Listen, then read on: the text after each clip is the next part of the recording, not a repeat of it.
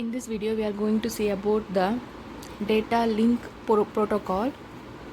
So there are two types, asynchronous and synchronous, and in our last video we studied about the asynchronous data link protocol. In this video we are going to see about this synchronous data link protocol. So in synchronous protocol there are two types. One is character oriented protocol, next one is bit oriented protocol. And in character oriented protocol, the control information, all control information based on the character. For example, ASCII code, like that we use that character to control the transmission. So this is character oriented protocol. Bit oriented protocol, the information based on bit stream. So first we see about the character oriented protocol. In character oriented protocol, each control information is composed of 1 byte, that it uses 8 bit to mention the control information. That means all control information using the character, that all control information is in the form of an existing character encoding system. For an example, ASCII character. And this control frame, that character oriented protocol carry the information about line discipline, flow control and error control. These are the function of data link layer, and this protocol carry the information about line discipline, flow control and error control. And commonly used protocol type, character oriented protocol type is binary synchronous communications, shortly BSC, and this is developed by IBM, and this is a commonly used character oriented protocol. So now we are going to see about this BSC. So BSC, binary synchronous communication, it specify a hop duplex transmission with stop and wait ARQ, and this is not support full duplex and also sliding window ARQ. It uses half duplex transmission with stop and wait ARQ. And there are two types, BSC frames, control frames and data frames. Obviously this control frames transmit the control information, data frame including the control information, it also transmit the data. So first of all we see about the data frames, and this data frames begin with two or more synchronous characteristics, that is SYN, two or more synchronous characteristics. Next we start with start of text. To synchronous byte we use start of text STX frame. After that we send the data. So after the data we just end the text, end of text ETX. After this ETX we use 2 byte error checking, that is block check count, BCC, block check count. This may be 1 byte LRC or 2 byte CRC, longitudinal redundancy check or cyclic redundancy check. This is a simple BSC data frame, and normally we need a address of the receiver. So for that we include the header fields. With simple data frame we include the header field. So after the 2 byte synchronization bits, that is SYN, we include the start of header frame here. After that we send a header, and this header field include the address of the receiving device. So the header field include the address of the receiving device. So this header include the address of the receiving device. After that we start the text. So the field after the SOH, start of header, and before this STX, start of text, that is known as header field. Then after that we send the data, then end the transmission ETX, and this is for error checking BCC, block check count, BCC block check count. So this is the BSC frame with header field. And next one is, if the data size is very large, if you are sending the large data with the single block, means the probability of getting error is more. For that we divide the entire data into blocks. For that condition we use the multi-block frame, that up to this start of text we send the data, and each block we end the block size using ITP, intermediate text block. So the multi-block frame uses intermediate text block to divide the blocks. After that we have the error checking function, then again start the data, then send data again. The final block we will end the transmission using ETX. After that we have the error checking block again. So this is the multi-block frame in BSC. So in multi-block transmission, we send the data within a multi-block, that is single frame send multi-blocks, and the data size is very large. We can't send the entire data in a single frame. For that we use this BSC use multi-frame transmission, and this is the multi-frame transmission, and this is same as multi-block transmission except this ending the transmission. That means if you are inserting ETX, just transmit the just end the transmission, and here we are using ETB. ETB means end of block, so it is considered as a one block, we just end, so the receiver knows this is not a final frame. So the final frame only we insert this ETX, end of transmission. So this is known as multi-frame transmission in BSC protocol.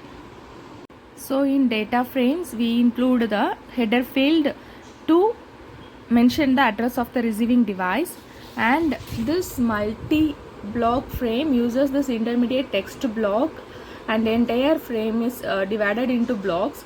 So the end of each block is differentiate using this intermediate text block ITP.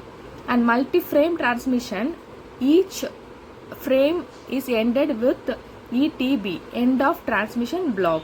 And the control frame, it serves for three purposes. One is establishing connection, next one is flow and error control, and terminating the connection. And these are the tasks performed by this control frames. So this is a BSC control frame. We just give the control characters here. This is just used for controlling the transmission. Next one is bit oriented protocol, and the types here is SDLC, HDLC, LAPS and LANs. And SDLC is synchronous data link protocol, HDLC high level data link protocol, and this is published by ISO, and it can support both half and full duplex. For half duplex means it used in point to point transmission, and full duplex multi-point configuration it can used. The commonly used protocol here is HDLC, high level data link control protocol. So now we just see about this HDLC. So HDLC, high level data link control protocol, this can be characterized in based on their station types, configuration and also mode of communication. So there are three types to characterize the HDLC protocol. First one is station types, next one is configuration, next one is mode of communication. So first one is station types, three types: primary, secondary and combined. Primary means it just issue the commands. Secondary, it issues response. Combined means both command and response.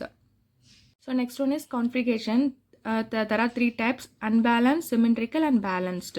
So unbalanced means master and slave. One is primary, all others are secondary. Symmetrical means one primary, it uses two system, and one is primary, other is secondary. And balanced means each can control, both stations can control. So the configuration here is unbalanced, symmetrical or balanced. Next one is mode of communication, and it gives the relationship between two devices which are involved in an exchange. And there are three modes of communication: normal response mode NRM, asynchronous response mode ARM, asynchronous balanced mode ABM.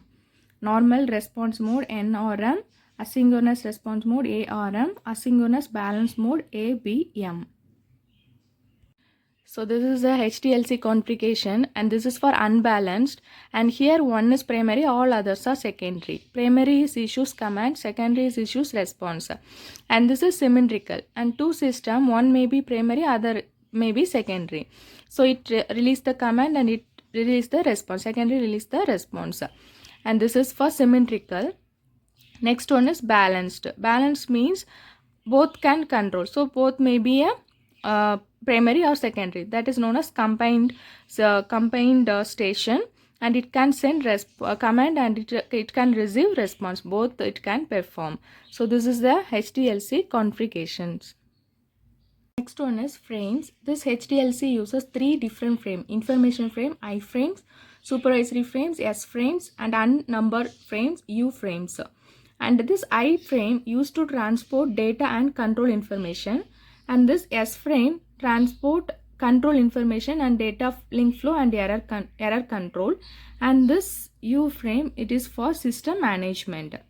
So the I frame used for transport the data and control information, and S frame also it used to transport the control information and data link flow and error control, and this U frame is used for system management.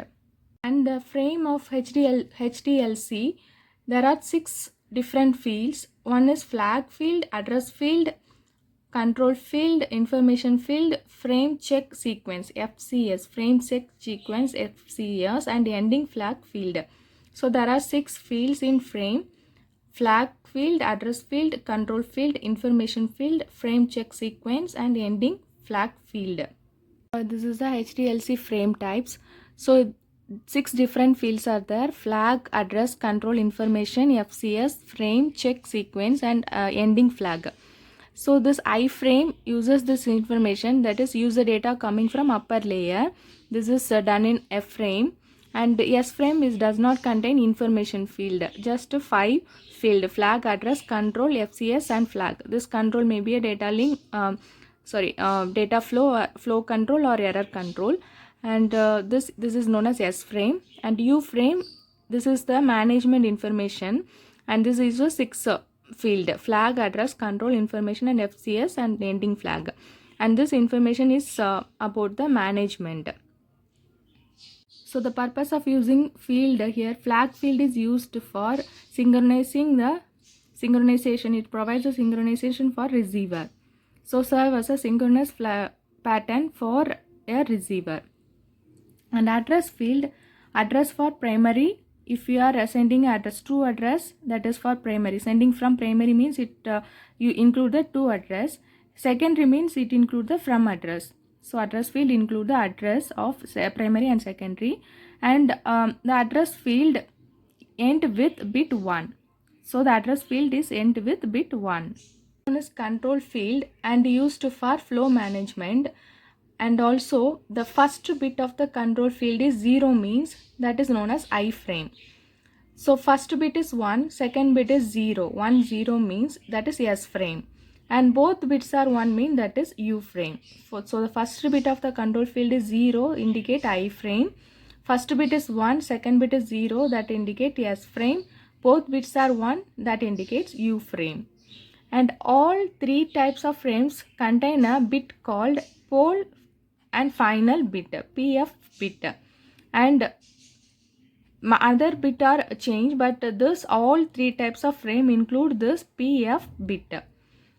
Then I frame contain 3 bit flow control error control sequence, that is N of S, N of R, flanking bit, P pole and final bit. So I frame contain 3 bit for flow and error control sequence: N of S, N of R, PF bit. And this N of S is the number of frames sent, and N of R is a acknowledgement field. And S frame contain this NR and this not contain this N of S field, acknowledgement field only. And here there is no N of S field because this S frame does not contain any information field, so it does not include this N of S field. And U frame have either N of S or N of R field because this is used for management, and there is no N of S and N of R field. And all 3 frames include the PF bit. So this is the HDLC control field. So I frame that's starting with 0 means that is I frame, and it includes N of S, PF, and N of R bit. And this S frame that start with 1 0, and there is no N of S field, we just have the N of R bit. And this U frame, there is no N of R and no N of S, but it include B by F bit, and the starting bit here is 1 1 mean that is known as U frame. next one is information field, and I frame, U frame has that information field, and S frame has no information field. And here on concept, piggybacking means combine data to send and acknowledgement in single frame. That is known as piggybacking. Combine data to send and also the acknowledgement within a single frame, that is known as piggybacking. And next one is FCS field, frame check sequence field, and this is used for error detection. So this contains the error detection field, and it used 2 or 4 byte CRC. And this FCS use 2 or 4 byte CRC, and this is the 5th field, and the 6th field is the ending flag, and it performs the same as the starting flag. It just used to end the transmission. So these are the fields included in the HDLC frame.